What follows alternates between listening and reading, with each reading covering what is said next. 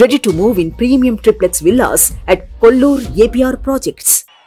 జై హో బీసీ కార్యక్రమానికి సభకి విచ్చేసిన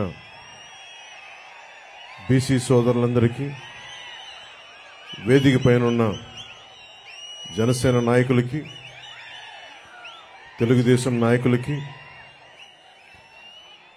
తెలుగుదేశం పార్టీ జాతీయ అధ్యక్షులు శ్రీ నారా చంద్రబాబు నాయుడు గారికి, యువగళం నేత శ్రీ లోకేష్ గారికి, తెలుగుదేశం పార్టీ అధ్యక్షులు అచ్చెం నాయుడు గారికి, వేదిక పైన మహిళా నాయకురాళ్ళందరికీ, తెలుగుదేశం మహిళా నాయకురాళ్ళకి, జనసేన మహిళా నాయకులు ప్రతి ఒక్కరికి పేరు పేరున హృదయపూర్వక నమస్కారం.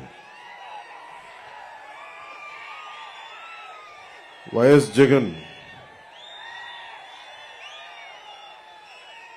అధికారంలోకి రాగానే, అధికారంలోకి వచ్చిన మొదటి 3 నెలల్లో పొట్టకొట్టింది బీసీలు పొట్టే కొట్టాడు. 30 లక్షల పైచిలకు భవన నిర్మాణ కార్మికులు పొట్టకొట్టాడు ఈ 10 మనిషి.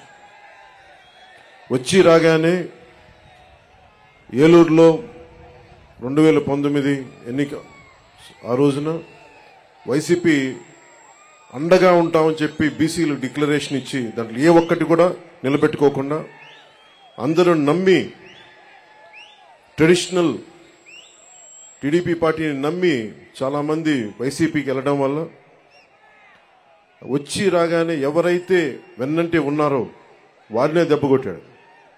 ఊహించుకుని 30 మంది పైచిలకు భవన నిర్మాణ కార్మికులు ఆత్మహత్యలు చేసుకున్నారు. అందరికీ చెందాల్సిన ఇసుక, ఒడ్డెరు కులాలు, వీళ్ళందరికీ చెందాల్సినవి కాంట్రాక్టులు కానీ, ఇసుక రీచ్లు కానీ, క్వారీలు కానీ, ఇవన్నీ ఒక కంపెనీ కట్టబెట్టేశారు. మన వైఎస్ జగన్ చేసిన దాంట్లో ముఖ్యంగా వైసీపీ ప్రతిపక్ష నేతగా ఉన్నప్పుడు బీసీల గర్జన పేరు మీద ఏలూరులో ప్రత్యేకమైన సభ నిర్వహించి చాలా హామీలు ఇచ్చారు.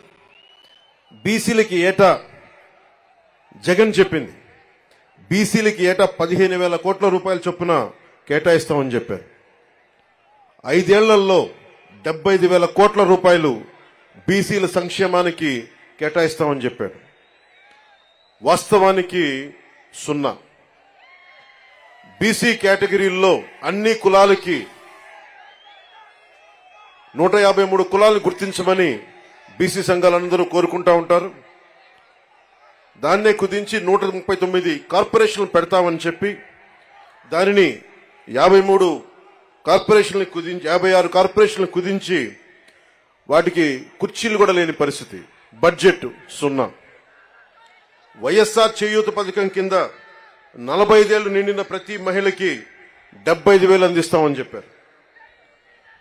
బీసీ మహిళలకి పథకం అందుతున్న లబ్ధిదారుల్లో చాలా వరకు కోత పడతా ఉంది. శాశ్వత ప్రాతిపదికన బీసీ కమిషన్ ఏర్పాటు చేస్తామని చెప్పారు. ప్రత్యేక బీసీ కమిషన్ ఊసేలేదు. బడ్జెట్లో 3వ వంతు బీసీలు కేటాయిస్తామని చెప్పారు. అది పూర్తిగా విస్మరించారు. ఇందాక బీసీ డిక్లరేషన్ చూస్తున్నప్పుడు బీసీ ప్రత్యేక రక్షణ చట్టం చూడగానే నాకు ఒకటే గుర్తొచ్చింది. వైసీపీ పాలన వచ్చినప్పటి నుంచి దాదాపు 23 నుంచి 26 వేల మంది బీసీల పైన కేసులు పెట్టారు. 300 మంది బీసీలని చంపేశారు. ఇక అచ్చెన్నాయుడు గారు లాంటి బీసీ నాయకుల మీద ఎలాంటి దాడులు జరిగినాయో, ఇక ఎస్సీల మీద ఎలాంటి దాడులు జరిగినాయో మీ అందరికీ తెలుసు. ముఖ్యంగా ఈరోజు బీసీ సభలో కాబట్టి ప్రత్యేకంగా బీసీ నేను సంఘటనలు చెప్తా ఉన్నాను. ఇందాక సోదరులు లోకేష్ గారు చెప్తున్నట్టుగా గుంటూరు జిల్లాలో జరిగిన సంఘటన, పాపం అమర్నాథ్ గౌడ్ అక్కని ఏడిపిస్తా ఉంటే అడ్డుకున్నందుకు వైసీపీ నాయకులు చెరుకు తోటలోకి తీసుకెళ్లి పెట్రోల్ అంటించి చంపేశారు. చాలా హృదయం కలిచివేస్తుంది. పట్టించుకునేవాళ్ళు లేరు, మాట్లాడేవాళ్ళు లేరు. వైసీపీలో ఉన్న బీసీ నాయకులు కూడా మీరు కూడా ఒకసారి పునరాలోచించుకోవాలి. గుడ్డిగా గనుక వైసీపీ నాయకులు వెనకేసుకొస్తే కులానికి కూడా ద్రోహం చేసిన వాళ్ళు అవుతారు. ఒకసారి ఆలోచించుకోండి. అలాగే 23 నుంచి 26 వేల మంది బీసీ యువత, బీసీ ప్రజల్ని కేసులు పెట్టారు. ఇదివరకు ఎస్సీ పరిరక్షణ చట్టం ఎలా ఉంది, ఎస్సీ ఎస్టీ అట్రాసిటీ యాక్ట్ ఎలా ఉందో, ఈ రోజున వైసీపీ పాలనలో బీసీలకు కూడా ప్రత్యేక రక్షణ చట్టం అవసరమైంది.